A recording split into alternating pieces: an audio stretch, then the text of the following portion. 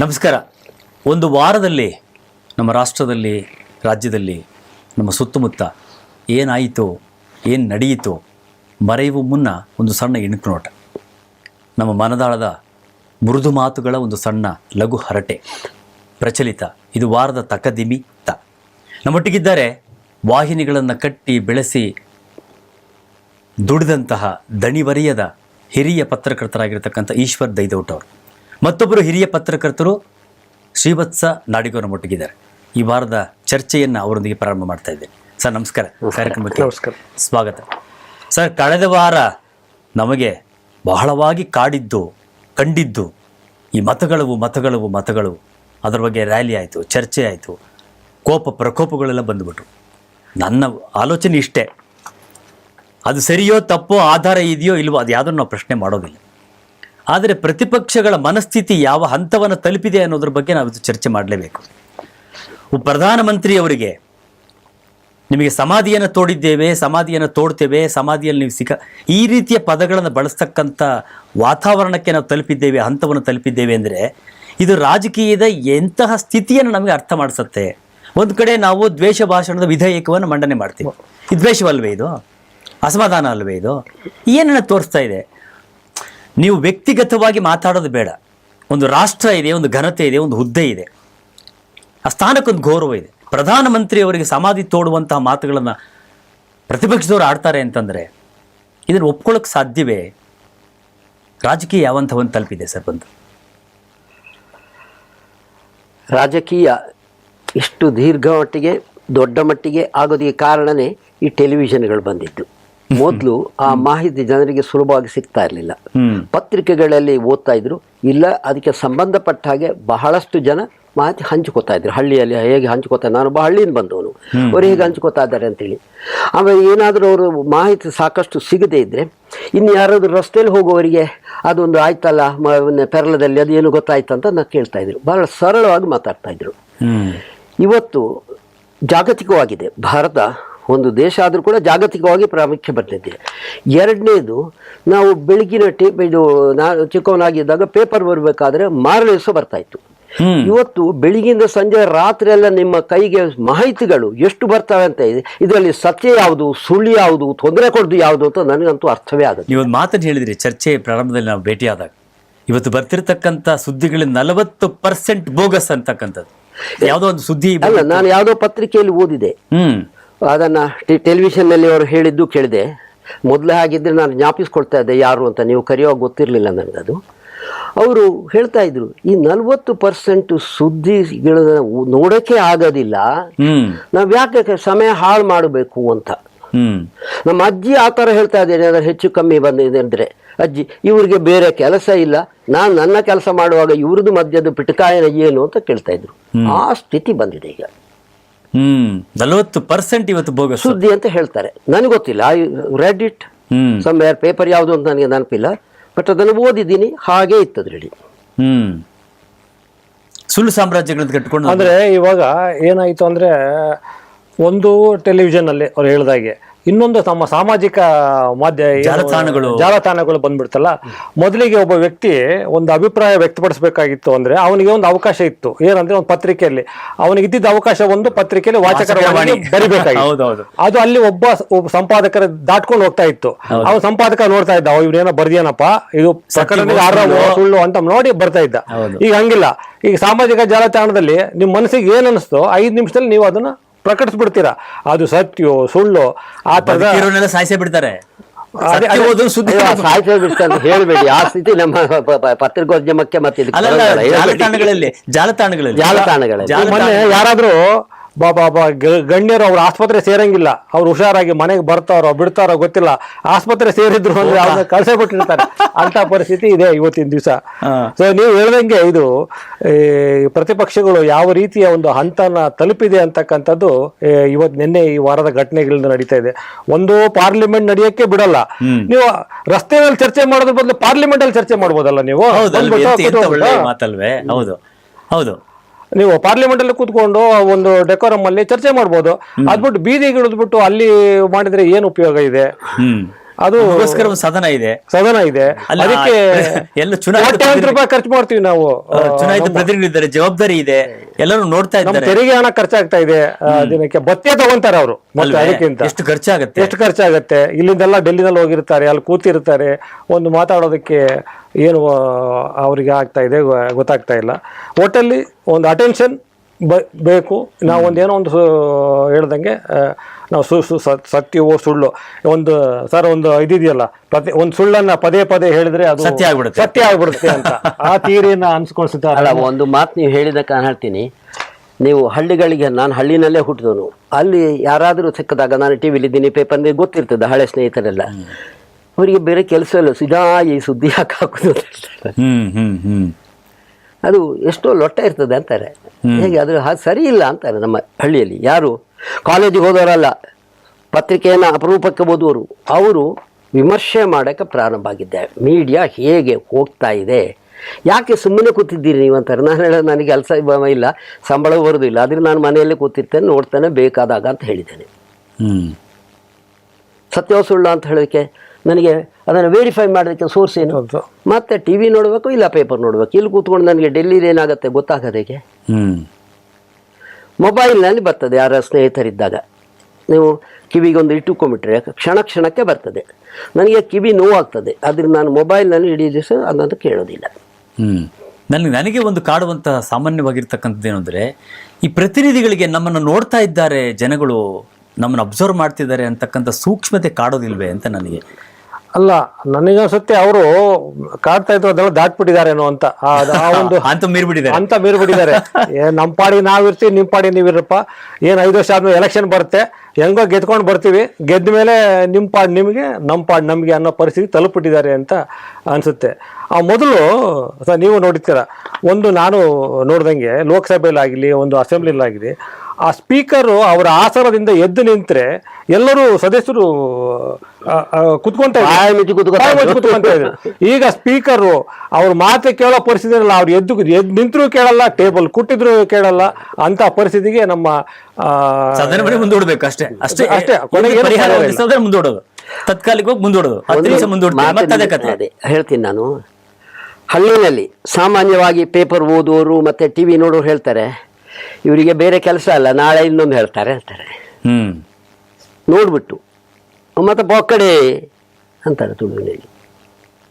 ಜನರು ರೋಸತ್ತೋಗಿದ್ದಾರೆ, ಬೇಸತ್ತೋಗಿದ್ದಾರೆ. ಇವರ ಆಟಗಳು, ಮಾತುಗಳು, ಪ್ರಜ್ಞೆ ಇಲ್ಲದೆ ಮಾತಾಡ್ತಕ್ಕಂಥದ್ದು, ಜವಾಬ್ದಾರಿ ಇಲ್ಲದೆ ಮಾತಾಡ್ತಕ್ಕಂಥದ್ದು, ಬಳಸುವ ಪದಗಳು, ಇದೆಲ್ಲವನ್ನು ಕೂಡ ಯಾವ ಸಂಸ್ಕಾರವೂ ಇಲ್ಲದೆ ನಾವು ಎಂತಹ ಸಂಸ್ಕಾರವನ್ನು ಕಟ್ತಾ ಇದ್ದೀವಿ, ನಮ್ಮ ಜವಾಬ್ದಾರಿ ಏನು, ನಮ್ಮ ಹೊಣೆಗಾರಿಕೆ ಏನು, ಅದ್ರ ಬಗ್ಗೆ ಮಾತಾಡ್ತಕ್ಕಂಥ ಜವಾಬ್ದಾರಿಯನ್ನು ಬರ್ತಬಿಟ್ಟು ಬೇಜವಾಬ್ದಾರಿತನದ ಮಾತಾಡ್ತಕ್ಕಂಥದ್ದು, ಅತ್ಯಂತ ವಿಶೇಷವಾಗಿ ಕಾಡಿರ್ತಕ್ಕಂಥದ್ದು ಸಮಾಧಿ ತೋಡ್ತೀವಿ, ಸಮಾಧಿಯನ್ನು ತೋಡ್ಕೊಳ್ತಾ ಇದ್ದೀರಿ ನೀವು ಅಂತಕ್ಕಂಥ ಪದಗಳನ್ನು ಬಳಸ್ತಾರೆ ಅಂತ. ಅದು ಒಂದು ನಮ್ಮ ಇಷ್ಟು ಜನರಿಂದ ಆಯ್ಕೆ ಆಗಿರ್ತಕ್ಕಂಥ ಒಬ್ಬ ಪ್ರಧಾನ ಮಂತ್ರಿಗೆ ಆ ತರ ಅಂತಂದ್ರೆ ಅವರ ಒಂದು ಮಟ್ಟ ಎಲ್ಲಿಗೆ ಮುಟ್ಟಿದೆ ಅಂತಕ್ಕಂಥದ್ದನ್ನು ನಾವು ಯೋಚನೆ ಮಾಡ್ಬೇಕಾಗ್ತದೆ.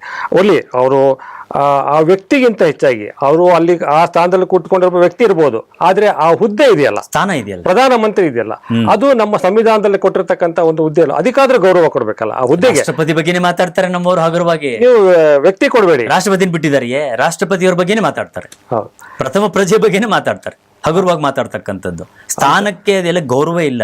ಅಂದರೆ ಎಲ್ಲವನ್ನೂ ಮೀರಿರ್ತಕ್ಕಂಥ ಒಂದು ಅಸಭ್ಯ ಇದನ್ನು ಮಟ್ಟವನ್ನು ತಲುಪಿದೆ ರಾಜಕಾರಣ ಅಂತ ನನಗಾದ್ರೂ ಅನಿಸುತ್ತೆ, ಅಲ್ವಾ ಸರ್? ಏನು ಅನಿಸುತ್ತೆ? ನಾನು ಅಮೇರಿಕಕ್ಕೆ 2-3 ಬಾರಿ ಹೋಗಿದ್ದೇನೆ. ಅಲ್ಲಿ ಆಗ ಹೇಗಿತ್ತು ಅಂತಂದರೆ ಅಲ್ಲಿ ಈಗ ಹೇಗಿದೆ ಅಂತ ವಿಮರ್ಶೆ ಮಾಡುವಂಥದ್ದು, ಆದರೆ ನಾವು ಒಳ್ಳೆದಿದ್ದರೆ ನಮಗೆ ಅದನ್ನು ತಿಳ್ಕೊಳ್ಳೋಂಥ ಅವಕಾಶ ಬಂದಿದೆ. ಎಲ್ಲಿದೆ ಇಲ್ಲ ಆ ಥರದ್ದು? ಅದರಿಂದ ಸುದ್ದಿ ಅನ್ನೋದು ಮೊದಲು ಬಾಯಲ್ಲಿ ಹೇಳ್ತಾ ಇದ್ರು, ಆಮೇಲೆ ರೇಡಿಯೋ ನೋಡ್ತಾ ಇದ್ರು. ಈಗ ಸುದ್ದಿ ಅನ್ನೋದು ಅಲ್ಲಿ ನಾನು ಕೂತು ನಿಮಗೆ ಇಲ್ಲಿ ಎಲ್ಲ ಮಾಹಿತಿ ಬೇಕಾವೋ ಬೇಡೋ ಎಲ್ಲವನ್ನೂ ನಾನು ನಿಮಗೆ ಕೊಡ್ಬೋದು, ನೀವು ಅದನ್ನು ಇನ್ನು 50 ಜನಕ್ಕೆ ಹಂಚಿಕೊಳ್ಬೋದು. ಒಂದು ಫೋನ್ ಸಾಕು. ಅಂದಾಗ ನಾವು ಎಷ್ಟು ಜಾಗರೂಕರಾಗಿರ್ಬೇಕು ಸರ್, ಎಷ್ಟು ಜಾಗರೂಕರಾಗಿರ್ಬೇಕು. ಇದು ಬಹಳ ತಕ್ಷಣದಲ್ಲಿ ವೇಗವಾಗಿ ತಲುಪತ್ತೆ, ಜನರ ಮನಸ್ಸನ್ನು ತಲುಪತ್ತೆ ಅಂತಕ್ಕಂಥ ಬಗ್ಗೆ ನಮ್ಗೆ ಸ್ವಲ್ಪ ಜಾಗೃತಿ ಇರಬೇಕಲ್ವೇ? ಮುಂಚೆ ತಡವಾಗಿ ತಲುಪ್ತಿತ್ತು, ಈಗ ಮಾಧ್ಯಮಗಳು ಜಾಗೃತವಾಗಿದೆ. ಮೊದಲು ನಾವು ಸರಿ ಗೊತ್ತೇ ಒಂದು ಹೆಡ್ಡಿಂಗ್ ಕೊಡ್ಬೇಕಾದ್ರೆ ಎಷ್ಟು ಯೋಚನೆ ಆಗ್ತಿತ್ತು, ಎಷ್ಟು ಚರ್ಚೆ ಆಗ್ತಾ ಇತ್ತು, ಈ ಪದ ಸರಿಯಾಗುತ್ತೋ ಇಲ್ವೋ ಅಂತ ಒಂದು ಹೆಡ್ಡಿಂಗ್ ಕೊಡ್ಬೇಕಾದ್ರೆ. ನಾಳೆ ನಮ್ಮ ಮರ್ಯಾದೆ ಹೋಗಬಾರ್ದು. ಹೌದು, ಓದಿದವರು ಮತ್ತು ಹೊಣೆ ಅಲ್ವಾ ಸರ್, ಅದು ಜವಾಬ್ದಾರಿ ಅಲ್ವಾ? ಅದು ಅಕ್ಷರಗಳಲ್ಲಿ ಹಿಡಿದಿರ್ತಕ್ಕಂಥದ್ದು ಎಷ್ಟು ದೊಡ್ಡ ಜವಾಬ್ದಾರಿ ಅಲ್ವಾ? ಹೇಗಿದ್ದಂಥ ಮಾಧ್ಯಮ ಹೇಗಾಗೋಯ್ತು, ಹೇಗಿದ್ದಂಥ ಪಕ್ಷ ಹೇಗಾಗೋಯ್ತು, ಹೇಗಿದ್ದಂಥ ಪ್ರತಿನಿಧಿಗಳು ಯಾವ ಸ್ಥಿತಿಯನ್ನು ತಲುಪಿದ್ರು ಅಂತಕ್ಕಂಥದ್ರ ಬಗ್ಗೆ ನಮಗೆ ಅತ್ಯಂತ ಒಂದು ರೀತಿಯಲ್ಲಿ ಬೇಸರವಿದೆ. ಹೇಗೂ ಇರಲಿ, ಈಗ ಮನರೇಗಾದ ಬಗ್ಗೆ ಸಿಕ್ಕಾಪಟ್ಟೆ ಚರ್ಚೆ ನಡೀತಾ ಇದೆ. ಗಾಂಧಿಯನ್ನೇ ಮರ್ತು ಬಿಟ್ರು, ಹೌದು, ಗಾಂಧಿಯನ್ನು ತುಳಿದ್ಬಿಟ್ರು, ಅವಮಾನ ಮಾಡಿಬಿಟ್ರು, ಅದ್ರ ಬಗ್ಗೆ ಒಂದು ದೊಡ್ಡ ಧ್ವನಿಯೇ ಎದ್ದುಬಿಟ್ಟಿದೆ. ಹೌದು, ಮನರೇಗಾ ಆಯಿತು ಅಲ್ವೇ ಸರ್? ಹೌದು, ನಿರ್ಮಲ ಸ್ವಚ್ಛ ಭಾರತ್ ಆಯಿತು. ಹೌದು. ಈ ಪ್ರತಿಭಟನೆ ಮಾಡ್ತಕ್ಕಂಥವ್ರಿಗೆ ಒಂದು ಸೂಕ್ಷ್ಮತೆ ಅರ್ಥ ಆಗ್ತಾ ಇಲ್ಲ. ಸ್ವಚ್ಛ ಭಾರತಕ್ಕೆ ಅಭಿಯಾನಕ್ಕೆ ಬಳಸಿರ್ತಕ್ಕಂಥ ಲಾಂಛನ ಯಾವುದು? ಗಾಂಧಿ ಇದಲ್ವೇ? ಅದನ್ನೇ ಇವ್ರು ಪ್ರಶ್ನೆ ಮಾಡಲಿಲ್ಲ. ಅದ್ರ ಬಗ್ಗೆ ಯಾಕೆ ಶ್ಲಾಘನೀಯ ಮಾತುಗಳನ್ನ ಹೇಳಲಿಲ್ಲ? ಇಷ್ಟು ದೊಡ್ಡ ಕೆಲಸ ಮಾಡಿದ್ದೀರಿ ನೀವು ಅಂತ. ಅದಿರಲಿ, ಈಗ ಈ ಬದಲಾವಣೆಗೆ ಎಷ್ಟು ಕೋಟಿ ಖರ್ಚಾಗತ್ತೆ, ಇಷ್ಟು ಜನರಿಗೆ ಐಡೆಂಟಿಟಿ ಕಾರ್ಡ್ಗಳನ್ನು ಕೊಡಬೇಕು, ಫಲಕಗಳನ್ನು ಬದಲಾಯಿಸಬೇಕು, ಸಿಮೆಂಟ್ ಸ್ಲಾಬ್ಗಳನ್ನು ಬದಲಾಯಿಸಬೇಕು, ಅದ್ರ ಬಗ್ಗೆ ಒಂದು ಅಧ್ಯಯನ ಬಂದಿದೆ. ಸಾವಿರಾರು ಕೋಟಿ ಬೇಕು. ಇದ್ರ ಬಗ್ಗೆ ಚರ್ಚೆ ಮಾಡ್ಬೇಕಲ್ವೇ? ಇದ್ರ ಬಗ್ಗೆ ಚರ್ಚೆ ಮಾಡೋ ಬದಲು ಗಾಂಧಿಯನ್ನ ನೀವು ಅವಮಾನ ಮಾಡಿದ್ದೀರಿ ಅದ್ರ ಬಗ್ಗೆ ಚರ್ಚೆ ಮಾಡ್ತಾ ಇದ್ದಾರಲ್ಲ, ಒಂದು ಹೆಸರಿಗೋಸ್ಕರ ಚರ್ಚೆ ಮಾಡ್ತಿದ್ದಾರೆ ಪ್ರತಿಪಕ್ಷಗಳು. ಅವರ ಜವಾಬ್ದಾರಿ ಏನಾಯ್ತು ಅನ್ನೋದು ನಮಗೆ ವಿಶೇಷವಾಗಿ ಕಾಡ್ತಾ ಇರ್ತಕ್ಕಂಥದ್ದು. ಹೌದು. ಆದ್ರೆ ಈಗ ಅವರು ಹೇಳ್ತಕ್ಕಂಥದ್ದು ಏನಂತಂದ್ರೆ, ಈಗ ನರೇಗಾದಲ್ಲಿ ನೀವು ಏನು ಹೆಸರು ಮಾತ್ರ ಗಾಂಧಿದು ಇಟ್ಟಿದ್ರಿ, ಅದೇನು ಅದು ಆ ಯೋಜನೆಯಲ್ಲಿ ಗಾಂಧಿ ತತ್ವಗಳು ಏನು ಇರ್ಲಿಲ್ಲ, ನಾವು ಹೆಸರನ್ನ ಬದಲಾಯಿಸಿದೀವಿ ಅಷ್ಟೇ, ಗಾಂಧಿ ತತ್ವ ಅಳವಡಿಸಿದೀವಿ ಅಂತಕ್ಕಂಥ ಮಾತನ್ನ ಇವ್ರು ಹೇಳ್ತಾ ಇದ್ದಾರೆ. ಮತ್ತೆ ಎಷ್ಟು ಜನರಿಗೆ ಅದರಿಂದ ಏನು ಕೆಲಸ ಕೊಡ್ತಕ್ಕಂಥದ್ದು ಇದೆಯಲ್ಲ, ಅದನ್ನು ಕೂಡ ಜಾಸ್ತಿ ಮಾಡಿದೀವಿ. ಎಷ್ಟು 60 ದಿವಸನೇ ಏನೋ ಇತ್ತದು, ಎಷ್ಟು ಮಾಡಿದೀವಿ ಅಂತ ಹೇಳ್ತಾ ಇದ್ದಾರೆ. ಬಟ್ ಈ ಹೆಸರಿಗೋಸ್ಕರನೇ ಒಂದು ಜಟಾಪಟಿಗಳು ನಡೀತಾ ಇದೆ. ನಾನು ಮೊನ್ನೆ ಯಾರು ಬರ್ತಾರೆ ಮಾತಾಡ್ತಾ ಇದ್ದೆ ಸರ್, ಏನಂದರೆ ನಮ್ಮ ದೇಶದಲ್ಲಿ ಏನಾಗಿದೆ ಅಂದರೆ, ಹೆಸರು ಅಂದರೆ ಒಂದು ಹೆಸರಿಗೆ ಒಂದು ಈ ಪ್ರತಿಯೊಂದು ಕಡೆನೂ ಒಂದು ಗಾಂಧಿ ಹೆಸರಿದೆ, ಒಂದು ಅಂಬೇಡ್ಕರ್ ಹೆಸರಿದೆ, ಒಂದು ಇಂದಿರಾ ಗಾಂಧಿ ಹೆಸರಿದೆ, ರಾಜೀವ್ ಗಾಂಧಿ ಹೆಸರಿದೆ. ಈ ಥರದ ಹೆಸರಿಗೆ ನಾವು ಜೋತ್ ಬಿದ್ದಿದ್ದೀವಿ. ಹಾಗೆ ಅದು ಅವರ ತತ್ವಗಳನ್ನು ಮರ್ತು ಬಿಟ್ಟಿದ್ದೀವಿ, ಹೆಸರುಗಳು ಇಟ್ಕೊಂಡು ಹೋಗ್ತಾ ಇದ್ದೀವಿ. ಆ ಹೆಸರಿಗೆ ತಕ್ಕಂತೆ ನಾವು ಅದು ನಡ್ಕೊಳ್ತಾ ಇಲ್ಲ. ಈಗ ಒಂದು ಮಹಾತ್ಮ ಗಾಂಧಿಯವರ ಹೆಸರಿಟ್ಟ ಮೇಲೆ ಅದಕ್ಕೆ ಅವರ ಆದರ್ಶವನ್ನ ಪಾಲಿಸಬೇಕಲ್ವೇ ನಾವು? ಹೆಸರು ಮಾತ್ರ ಇಟ್ಬಿಟ್ರೆ ಆಗೋಯ್ತೆ ಅಂತ ಪರಿಸ್ಥಿತಿ. ಪ್ರಶ್ನೆ ಕೇಳ್ಬೇಕು, ಎಷ್ಟು ಜನರಿಗೆ ಗಾಂಧಿ ಅರ್ಥ ಆಗಿದೆ ಸರ್ ನಮ್ಮ ರಾಜಕಾರಣಿಗಳಿಗೆ? ಎಷ್ಟು ಜನ ಗಾಂಧಿ ಸಿದ್ಧಾಂತ ಅನ್ಸ ಯಾವ ಗಾಂಧಿ ಅಂತ ನೀವು ಹೇಳಿದ ಮೇಲೆ ನಾ ಹೇಳ್ತೇನೆ. ಇದು ಒಳ್ಳೆ ಪ್ರಶ್ನೆ. ಇದು ಕೂಡ ಕೇಳ್ಬೇಕಾಗಿದೆ. ಮಹಾತ್ಮ ಗಾಂಧೀಜಿಯವರು ನೋಡಿ ಗೊತ್ತಿಲ್ಲ, ಆದರೆ ಅವರ ಬಗ್ಗೆ ಸಾಕಷ್ಟು ಪ್ರೈಮರಿ ಸ್ಕೂಲಲ್ಲಿದ್ದಾಗ ನಾನು ಅನೇಕ ಬರವಣಿಗೆಗೆ ಅದನ್ನು ಬಳಸ್ಕೊಂಡಿದ್ದೇನೆ. ಗಾಂಧಿಯವರಿಗೆ ಎಲ್ಲಾದರೂ ಮಹಾತ್ಮ ಗಾಂಧಿಯವರಿಗೆ ಎಲ್ಲಾರು ಬಂದರೆ ನಾನು ಅವರ ಕಾಲು ಮುಟ್ಟಿ ನಮಸ್ಕಾರ ಮಾಡೋಕ್ಕೆ ಸಿದ್ಧ ಇದ್ದೇನೆ. ಅದು ಅವರ ತತ್ವ ಸಿದ್ಧಾಂತಗಳು, ಅವರ ಸರಳತೆ, ಅವರ ತ್ಯಾಗ, ಬಲಿದಾನಗಳು. ಎಲ್ಲಿದೆ ಗಾಂಧಿ ಇವತ್ತು? ನಾವು ಈ ಗಾಂಧಿಗೆ ಮಾತಾಡ್ತಿದ್ವಿ, ಗಾಂಧಿ ಕುಟುಂಬ ಬಗ್ಗೆ ಮಾತಾಡ್ತೀವಿ ಅಷ್ಟೇ. ಈಗ ಹೈಕಮಾಂಡ್ ಗಾಂಧಿ ಬಗ್ಗೆನೇ ಮಾತಾಡ್ತೀವಿ ಇವತ್ತು. ಮತ್ತೆ ಯಾಕೆ ನಾವು ಗಾಂಧಿ ಬಗ್ಗೆ ಎಳೆದಾಡ್ತಿದ್ದೀವಿ? ಯಾಕೆ ಗಾಂಧಿ ಬಗ್ಗೆ ಇಟ್ಕೊಂಡು ಒದ್ದಾಡ್ತಾ ಇದ್ದೀವಿ? ಅದೇ ಒಂದು ಪ್ರಶ್ನೆ. ಇವಾಗ ಏನು ಹೇಳ್ತೀರಿ ಸರ್? ಹೇಳಿದ್ನಲ್ಲ, ಆ ಗಾಂಧಿ ಬಂದರೆ ಇವತ್ತು ನಾನು ಅವರ ಕಾಲು ಬೀಳಕ್ಕೆ ಸಿದ್ಧ ಇದ್ದೀನಿ ಅಂತ ಹೇಳಿದ್ದೇನೆ. ಅಲ್ಲ, ನಮ್ಮ ರಾಜಕಾರಣಿಗಳಿಗೆ ಎಷ್ಟರ ಮಟ್ಟಿಗೆ ರಾಜಕಾರಣಿಗಳಿಗೆ ನಮಗೆ ವಿದ್ಯಾಭ್ಯಾಸ ಏನಿದೆ, ಅನುಭವ ಏನಿದೆ, ಏನೇನು ಪ್ರತಿದಿನವೂ ನಾವು ಗಮನಿಸ್ತೀವಿ ಅನ್ನೋ ಆಧಾರದಲ್ಲಿ ನಾವು ಮಾತಾಡ್ಬೋದು. ಇವತ್ತಿನ ಪತ್ರಿಕೆಯಲ್ಲಿ ನೋಡಿದಾಗ ಅದು ಪತ್ರಿಕೆಯಲ್ಲಿ ತಪ್ಪಿದೆಯಾ, ಬಂದಿರೋ ಸುದ್ದಿಯಲ್ಲಿ ಕೊರತೆ ಇದೆಯಾ, ಅಥವಾ ಇದು ಯಾವುದೋ ಪಾರ್ಟಿಯವ್ರಿಗೆ ಸೇರಿದ ಪತ್ರಿಕೆನೋ ಅಂತ ಅನುಮಾನ ಪಡುವವರಿದ್ದಾರೆ. ಅಂಥವರು ತಿಳ್ಕೊಳ್ಳುವಂತಹ ಒಂದು ಸೂಕ್ಷ್ಮತೆ ಇತ್ತೀಚೆಗೆ ನಾನು ಕಾಣ್ತಾ ಇದ್ದೇನೆ. ಅಲ್ಲ, ಈಗ ಜನಸಾಮಾನ್ಯರು ಎಷ್ಟಾಗ್ಬಿಟ್ಟಿದೆ ಅಂದ್ರೆ, ಅವರು ಒಂದು ಚಾನಲ್ ನೋಡಿದ ತಕ್ಷಣ ಹೇಳ್ತಾರೆ ಇದು ಇದು ಇದು ಇವರು ಈ ಪಾರ್ಟಿ ಪರವಾಗಿ ಇದು ಚಾನಲ್, ಇದು ಇವ್ರ ಪರವಾಗಿರೋ ಚಾನಲ್, ಇದು ಇವ್ರ ಪರವಾಗಿ, ಈ ಪತ್ರಿಕೆ ಬಿಡಿ ಇದು ಇವ್ರ ಬಗ್ಗೆನೆ.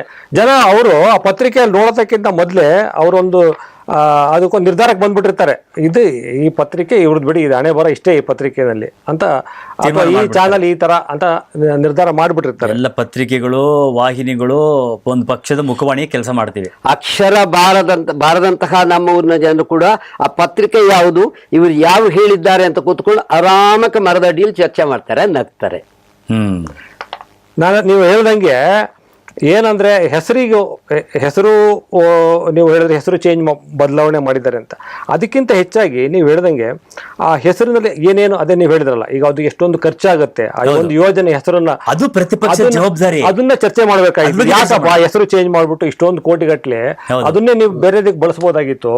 ಬರೀ ಹೆಸರು ಬದಲಾಯಿಸ್ಬಿಟ್ಟು ಅದಕ್ಕೆ ಯಾಕೆ ಅಷ್ಟೊಂದು ಖರ್ಚು ಮಾಡ್ತಾ ಇದ್ದೀರಾ ಅಂತಕ್ಕಂಥದ್ದನ್ನ ನೀವು ಅದನ್ನ ಚರ್ಚೆ ಮಾಡಿದ್ರೆ, ಸಂವಿಧಾನ ಚರ್ಚೆ ಮಾಡಿದ್ರೆ ಅದು ನಿಜವಾಗಿಯೂ ಕೂಡ ಪ್ರತಿಪಕ್ಷ ಇನ್ನೊಂದು ಜವಾಬ್ದಾರಿ. ಜ್ಞಾಪಕ ಬರ್ತದೆ ಈ ಸಮಯದಲ್ಲಿ.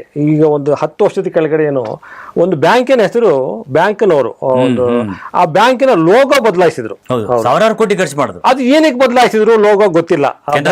ಕೆನರಾ ಬ್ಯಾಂಕ್ನವರು ಹೌದು. ಅದಕ್ಕೆ ಎಷ್ಟು ಖರ್ಚಾಯಿತು? ಇಡೀ ದೇಶಾದ್ಯಂತ ಬೋರ್ಡ್ಗಳು, ಅವರ ಅಡ್ವರ್ಟೈಸ್ಮೆಂಟ್ಗಳಲ್ಲಿ, ಪಾಸ್ಬುಕ್ ಅಲ್ಲಿ, ಚೆಕ್ ಬುಕ್ ಅಲ್ಲಿ ಎಲ್ಲಾ ಲೋಗೋಗಳು ಬದಲಾಯಿಸಲಿಕ್ಕೆ ಎಷ್ಟು ಕೋಟಿಗಳು ಖರ್ಚಾಯಿತು. ಹೌದು, ಇದು ಅದೇ ತರ.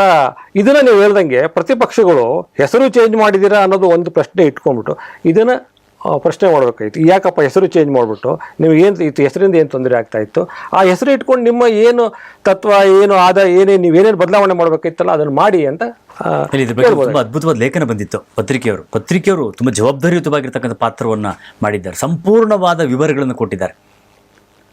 ಎಷ್ಟೋ ಲಕ್ಷ ಜನರಿಗೆ, ಕಾರ್ಮಿಕರಿಗೆ ID ಕಾರ್ಡ್ಗಳನ್ನು ಕೊಡಬೇಕು, ಅದು ಲೋಗೋ ಚೇಂಜ್ ಮಾಡಬೇಕು, ವಿವರಗಳನ್ನು ಬದಲಾವಣೆ ಮಾಡಬೇಕು. ಎಷ್ಟಾಗುತ್ತೆ? 200-300 ಕೋಟಿ ಖರ್ಚಾಗುತ್ತೆ. ಎಲ್ಲ ಕಡೆಗಳಲ್ಲಿ ಸಿಮೆಂಟ್ ಸ್ಲ್ಯಾಬ್ಗಳನ್ನು ಹಾಕಿದ್ದಾರೆ, ನರೇಗಾ ಯೋಜನೆಗಳದು. ಅದನ್ನೆಲ್ಲ ಬದಲಾವಣೆ ಮಾಡಬೇಕು, ಅದನ್ನೆಲ್ಲ ಚೇಂಜ್ ಮಾಡಿ ಈಗ ಬೇರೆ ಯಾವುದೋ IBBB ಅಂತ ಮಾಡಬೇಕೀಗ. ಎಷ್ಟು ಖರ್ಚಾಗುತ್ತೆ? 800 ಕೋಟಿ ರೂಪಾಯಿಗಳು ಇದನ್ನು ಬದಲಾವಣೆಗೆ ಖರ್ಚಾಗುತ್ತೆ ಅಂತ ತೋರಿಸ್ತಾ ಇದ್ದಾರೆ. ಇದನ್ನು ಎತ್ತಿ ತೋರಿಸಿದ್ದಾರೆ ಪತ್ರಿಕೆಗಳು. ಇದನ್ನೇ ಪ್ರತಿಪಕ್ಷದ ಕಣ್ಣು ಕಾಣಲ್ಲ. ಇದನ್ನ ಚರ್ಚೆ ಮಾಡ್ಬೋದಲ್ವೇ? ಇದನ್ನ ಚರ್ಚೆ ಮಾಡ್ಬೇಕಾಯ್ತು. ಹೆಸರಿಗೆ ಚರ್ಚೆ ಮಾಡೋದು ಉತ್ತರ ತಗೋಬೇಕಾಗಿತ್ತು ಅವರು. ಸರ್ಕಾರದಿಂದ ಉತ್ತರ ಪಡೆದಿದ್ರೆ, ನಿಜವಾಗಿಯೂ ಕೂಡ ಇವರು ಸರಿಯಾಗಿ ಉತ್ತರ ಕೊಟ್ಟಿದ್ದಿದ್ರೆ ಆಗ ಈ ಯೋಜನೆಯನ್ನ ಜನರು, ಸಾರ್ವಜನಿಕರು ನೋಡ್ತಾ ಇದ್ರು. ಹೌದಲ್ವೇ? ಇದು ಸರಿಯೋ ತಪ್ಪಂತ ತೀರ್ಮಾನ ಮಾಡ್ತಾರೆ. ಇಲ್ಲೇನಾಗಿದೆ, ನಮ್ಮ ಅಭಿಪ್ರಾಯಗಳನ್ನ ಇರ್ತಕ್ಕಂಥದ್ದು, ನಮ್ಮ ವಿಚಾರಗಳನ್ನ ಇರ್ತಕ್ಕಂಥದ್ದು ಮತ್ತು ಜವಾಬ್ದಾರಿಯನ್ನು ಮರೆತು ಮುಂದೆ ಹೋಗ್ತಾ ಇರತಕ್ಕಂಥದ್ದೇ ನಮಗೆ ಕಣ್ಮುಂದೆ ಕಾಣಿಸ್ತಾ ಇದೆ ನನಗನ್ಸುತ್ತೆ. ಕಳೆದ ವಾರದ ಯಾವ ಒಂದು ಅತ್ಯಂತ ವಿಶೇಷವಾಗಿರ್ತಕ್ಕಂಥ ವಿಚಾರ ನಿಮ್ಮನ್ನ ಕಾಡ್ತು ಸರ್? ಒಂದು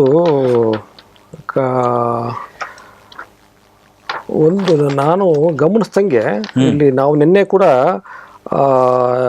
ಮಾತಾಡಿದ್ವಿ ಒಂದು ಸುದ್ದಿ. ಇದರಲ್ಲಿ ಅಲ್ಲೆಲ್ಲೋ ಬರೆದಿದ್ರು, ನೋಡಿದೆ ಒಂದು ನಿಮಿಷ. ನೀವು ಹೇಳ್ತಾ ಇದ್ದಂಗೆ ನಿನ್ನೆ ನಾವು ಮಾತಾಡಿದ್ವಿ ಒಂದು ಸುದ್ದಿ. ಏನಂದ್ರೆ ಈ ಒಂದು ಗ್ರಾಮ, ಇದು ಬೆಳಗಾವಿ ಜಿಲ್ಲೆ ಹಲಗ ಗ್ರಾಮ ಅಂತೆ. ಇದೊಂದು ವಿಶೇಷವಾದ ಸುದ್ದಿ. ಬಹಳ ಒಳ್ಳೆ ನಿರ್ಧಾರ ಮಾಡಿದ್ದಾರೆ. ಅಲ್ಲಿ 7 ರಿಂದ 8 ಗಂಟೆ ತನಕ ಸೈರನ್ ಬಳೆ ಕೂಗಿಸ್ತಾರಂತೆ ಆ ಗ್ರಾಮದಲ್ಲಿ. ಆ ಸೈರನ್ ಕೂಗಿಸಿದಾಗ ಅಲ್ಲಿರೋ ಗ್ರಾಮಸ್ಥರೆಲ್ಲ ಅವ್ರ ಟಿವಿ ಮತ್ತೆ ಮೊಬೈಲ್ನ ಆಫ್ ಮಾಡಿಬಿಡ್ಬೇಕು 2 ಅವರ್. ಆ ಸಮಯದಲ್ಲಿ ಎಲ್ಲರೂ ಕೂತ್ಕೊಂಡು ಮಾತಾಡೋದು, ಆಮೇಲೆ ಮಕ್ಕಳು ವಿದ್ಯಾಭ್ಯಾಸ ಮಾಡೋದು, ಆಟ ಆಡೋದು, ಅದಕ್ಕೆ ಸಮಯ ಮೀಸಲಿಡಬೇಕು ಅಂತೇಳಿ ಆ ಹಳ್ಳಿಯವರೊಂದು ನಿರ್ಧಾರ ತಗೊಂಡಿದ್ದಾರೆ. ಸಂಜೆ 7 ರಿಂದ 9ವರೆಗೆ ಆ ಊರಲ್ಲಿ ಟಿವಿ ಬಂದ್, ಮೊಬೈಲ್ ಬಂದ್. ಒಂದು ಕ್ರಾಂತಿಕಾರಿಯಾಗಿರ್ತಕ್ಕಂಥ ಬದಲಾವಣೆ ನೋಡಿ. ಒಂದು ಮಾತು ಹೇಳ್ತೀನಿ. ನಾನು ಶಾಲೆಗೆ ಹೋಗ್ಬೇಕಾದ್ರೆ ಅದು ಪಟ್ರೆ ತೋಟದ ಬೈಲನ್ನಲ್ಲಿತ್ತು. ಮನೆಗೆ ಬಂದರೆ ಅದು ಮಡ್ರಾಸ್ ಪ್ರಾಂತದಲ್ಲಿತ್ತು. ಕೆಲವು ಸಮಯ ಆದಾಗ ಅದು ಕೇರಳಕ್ಕೆ ಹೋಯ್ತು. ನಾನಿದ್ದ ಜಾಗ ಅಲ್ಲಿತ್ತು. ಈ ಕಡೆ ಬಂದಿದ್ದು ಮೈಸೂರಿಗೆ ಸೇರ್ತು. ಅಲ್ಲಿ ಹೋಗಬೇಕಾದ್ರೆ, ನಡ್ಕೊಂಡು ಹೋಗಬೇಕಾದ್ರೆ ಚಿಕ್ಕ ಚಿಕ್ಕ ಮಕ್ಕಳು ಕೂಡ ಎಷ್ಟೋ ವಿಚಾರಗಳನ್ನು ಮಾತಾಡ್ತಾ ಇದ್ರು. ಈಗ ಏನಾಗಿದೆ ಅಂತಂದರೆ, ಸುತ್ತಮುತ್ತಲಿನಲ್ಲಿ ಜನ ಏನು ಹೇಳ್ತಾರೆ, ಇತ್ತೀಚಿನ 2 ವರ್ಷಗಳ ಹಿಂದೆ ಅವ್ರು ಏನು ಹೇಳ್ತಾರೆ, ಅವರು ಗಲಾಟೆ ಅದೇ ಮಾಡ್ತಾರೆ. ಈಗ ಹೇಳ್ತಾರೆ, ಇವರು ಮಾಡಲಿಕ್ಕೆ ಬೇರೆ ಕೆಲಸ ಇಲ್ಲ, ನಾವು ಯಾಕೆ ಟೈಮ್ ಹಾಳು ಮಾಡೋದು ಅಂತ ಹಳ್ಳಿಲಿ ಹೇಳಕ್ಕೆ ಶುರು ಮಾಡಿದ್ದಾರೆ. ಈಗ ಪೇಪರ್ ತೂದ್ದು ಪಲ್ಪೇರಿ ಏನೇ ಬೋರ್ಡು ಮಾತ್ರ ಅಂತಾರೆ. ಆ ಸ್ಥಿತಿ. ಅವರು ಸ್ಕೂಲ್ಗೆ ಹೋಗಿಲ್ಲ, ಕಾಲೇಜ್ಗೆ ಹೋಗಿಲ್ಲ, ಆದರೆ ಆ ಪರಿಸ್ಥಿತಿಯನ್ನು ವಿಮರ್ಶೆ ಮಾಡುವಂತಹ ಒಂದು ತಾಳ್ಮೆ, ಪ್ರಜ್ಞೆ, ಒಳ್ಳೆ ಪದ ಅದು. ಅದನ್ನು ಹೇಳ್ತಾರೆ. ಹೀಗೆ ಏನೋ ಲೊಟ್ಟೆ ಇರ್ತದೆ ಪಟ್ಟಾಂಗ, ಟಿವಿಯವರಿಗೆ ಬೇರೆ ಕೆಲಸ ಇಲ್ಲ ಅಂತಾರೆ. ಅಲ್ಲಿ ಇದು ಇಡೀ ರಾಜ್ಯಕ್ಕಲ್ಲ, ಇಡೀ ರಾಷ್ಟ್ರಕ್ಕೆ ಮಾದರಿ ಆಗ್ತಕ್ಕಂಥ ಒಂದು ನಡವಳಿಕೆ ಇದು. ಒಂದು ವಿರಾಮವನ್ನು ತೆಗೆದುಕೊಳ್ತೇನೆ, ನಂತರ ಮತ್ತೆ ಚರ್ಚೆ ಮುಂದುವರಿಸ್ತೇನೆ.